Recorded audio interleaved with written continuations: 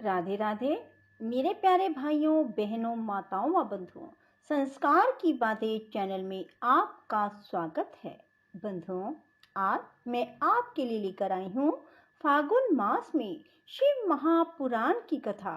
बंधुओं, फागुन मास समाप्त होने में बहुत थोड़े से दिन शेष हैं।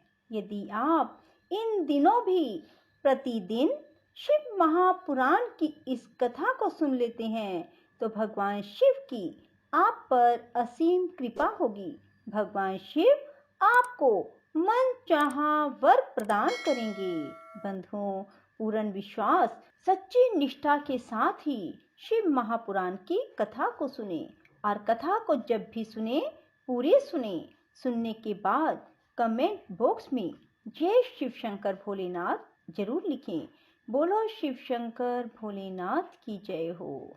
जब सती अपने पिता दक्ष के यज्ञ में आई तब उन्होंने देखा कि भगवान शिव का यज्ञ में कोई स्थान नहीं है, तो सती ने भगवान विष्णु और ब्रह्मा और इंद्र आदि सब देवताओं को भी फटकारा, ऋषि मुनियों को भी कड़े शब्दों से फटकारा। ब्रह्मा जी कहते हैं, नारद, इस प्रकार क्रोध से भरी हुई जगदम्बा सती ने यहाँ व्यथित हृदय से अनेक प्रकार की बातें कही। श्री विष्णु आदि समस्त देवता और मुनि जो वहां उपस्थित थे सती की बात सुनकर चुप रह गए।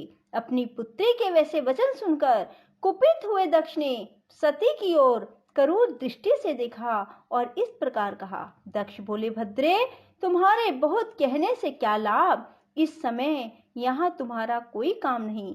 तुम जाओ या ठहरो, यह तुम्हारी इच्छा पर निर्भर है। तुम यहाँ आई ही क्यों? समस्त विद्वान जानते हैं कि तुम्हारे पति शिव अमंगल रूप हैं। वे कुलीन भी नहीं हैं, वेद से बहिष्कृत हैं और भूतों, प्रेतों और पिशाचों के स्वामी हैं। वे बहुत ही कुवेश धारण किए रहते हैं, इसलिए रुद्र को इस यज्ञ के लिए नहीं बुलाया गया। बेटी, मैं रुद्र को अच्छी तरह जानता हूँ, अतः जानबूझकर ही मैंने देव ऋषियों की सभा में उनको आमंत्रित नहीं किया। रुद्र को शास्त्र के अर्थ का ज्ञान नहीं है, वे उदंड और दुरात्मा है। मुझ मूढ़ पापी ने ब्रह्मा जी के कहने से उनके साथ तुम्हारा विवाह कर दिया था, अतः शुचिस्मते, तुम क्रोध छोड़कर शांत हो जाओ। इस यज्ञ में तुम आ ही गई हो तो स्वयं अपना भाग ग्रहण करो। दक्ष के ऐसा कहने पर उनकी त्रिभुवन पूजिता पुत्री सती ने शिव की निंदा करने वाले अपने पिता की ओर जब दृष्टिपात किया तब उनका रोष और भी बढ़ गया। वे मन ही मन सोचने लगी कि अब मैं शंकर जी के पास कैसे जाऊंगी। यदि शंकर जी के दर्शन की इच्छा से वहां गई और उन्होंने वहां का समाचार पूछा तो मैं उन्हें क्या उत्तर दूंगी। तदंतर तीनों लोकों की जननी सती रोषावेश से युक्त हो लंबी सांस खींचती हुई अपने दुष्ट हृदय पिता दक्ष से बोली। सती ने कहा, जो महादेव की निंदा करता है अथवा जो उनकी होती हुई निंदा को सुनता है, वे दोनों तब तक नरक में पड़े रहते हैं जब तक चंद्रमा और सूर्य विद्यमान है। अतः तात मैं अपने इस शरीर को त्याग दूंगी, जलती आग में प्रवेश कर जाऊंगी। अपने स्वामी का अनादर सुनकर अब मुझे अपने इस जीवन की रक्षा से क्या प्रयोजन। यदि कोई समर्थ हो तो वह स्वयं विशेष यत्न करके शंभु की निंदा करने वाले पुरुष की जीभ को बलपूर्वक काट डाले, तभी वह शिव निंदा श्रवण के पाप से शुद्ध हो सकता है, इसमें संशय नहीं है।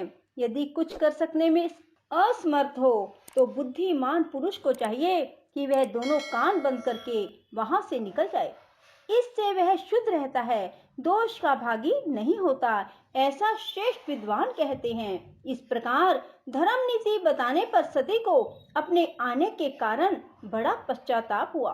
उन्होंने व्यथित चित्त से भगवान शंकर के वचन का स्मरण किया। फिर सती अत्यंत कुपित हो दक्ष से, उन विष्णु आदि समस्त देवताओं से तथा मुनियों से भी निडर होकर बोली।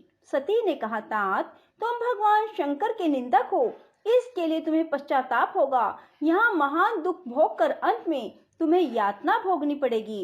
इस लोक में जिनके लिए ना कोई प्रिय है ना अप्रिय, उन निर्वैर परमात्मा शिव के प्रतिकूल तुम्हारे सिवा दूसरा कौन चल सकता है।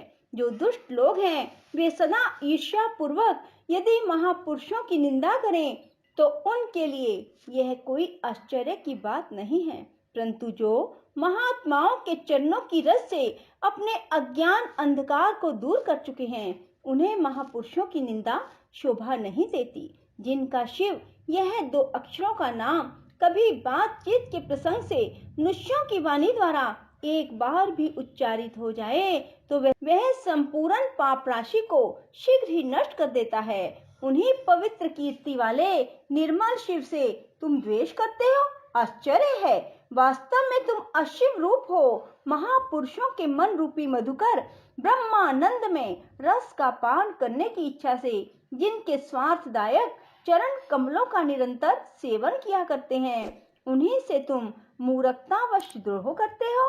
जिन्हें तुम नाम से शिव और काम से अशिव बताते हो उन्हें क्या तुम्हारे सिवा दूसरे विद्वान नहीं जानते?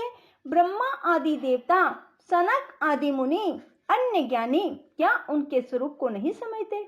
उदार बुद्धि भगवान शिव जटा फैलाए, कपाल धारण किए, शमशान में भूतों के साथ प्रसन्नता पूर्वक रहते तथा भस्म एवं नर मुंडों की माला धारण करते हैं। इस बात को जानकर भी जो मुनि और देवता उनके चरणों से गिरे हुए निर्माल्य को बड़े आदर के साथ अपने मस्तक पर चढ़ाते हैं, इसका क्या कारण है? यही कि वे भगवान शिव ही साक्षात परमेश्वर हैं।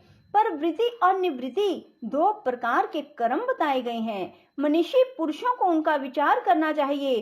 वेद में विवेचन पूर्वक उनके रागी और विरागी 2 प्रकार के अलग अलग अधिकारी बताए गए हैं। परस्पर विरोधी होने के कारण उक्त दोनों प्रकार के कर्मों का एक साथ एक ही कर्ता के द्वारा आचरण नहीं किया जा सकता। भगवान शंकर तो परब्रह्म परमात्मा है, उनमें इन दोनों ही प्रकार के कर्मों का प्रवेश नहीं है। उन्हें कोई कर्म प्राप्त नहीं होता, उन्हें किसी भी प्रकार के कर्म करने की आवश्यकता नहीं है। पिताजी, हमारा ऐश्वर्य अव्यक्त है, उसका कोई लक्षण व्यक्त नहीं है। सदा आत्मज्ञानी महापुरुष ही उसका सेवन करते हैं। तुम्हारे पास वह ऐश्वर्य नहीं है। यज्ञशालाओं में रहकर वहां के अन्न से तृप्त होने वाले कर्मठ लोगों को जो भोग प्राप्त होता है उससे वह ऐश्वर्य बहुत दूर है। जो महापुरुषों की निंदा करने वाला और दुष्ट है उसके जन्म को धिक्कार है। विद्वान पुरुष को चाहिए कि उसके संबंध को विशेष रूप से प्रयत्न करके त्याग दे। जिस समय भगवान शिव तुम्हारे साथ मेरा संबंध दिखलाते हुए मुझे दाक्षायणी कहकर पुकारेंगे उस समय मेरा मन सहसा अत्यंत दुखी हो जाएगा। इसलिए तुम्हारे अंग से उत्पन्न हुए सदा शव के तुल्य घृणित इस शरीर को इस समय में निश्चय ही त्याग दूंगी और ऐसा करके सुखी हो जाऊंगी। हे देवताओं और मुनियों, तुम सब लोग मेरी बात सुनो। तुम्हारे हृदय में दुष्टता आ गई है। तुम लोगों का यह कर्म सर्वथा अनुचित है। तुम सब लोग मूढ़ हो, क्योंकि शिव निंदा और कलह तुम्हें प्रिय है। अतः भगवान हर से तुम्हें इस कुकर्म का निश्चय ही पूरा दंड मिलेगा।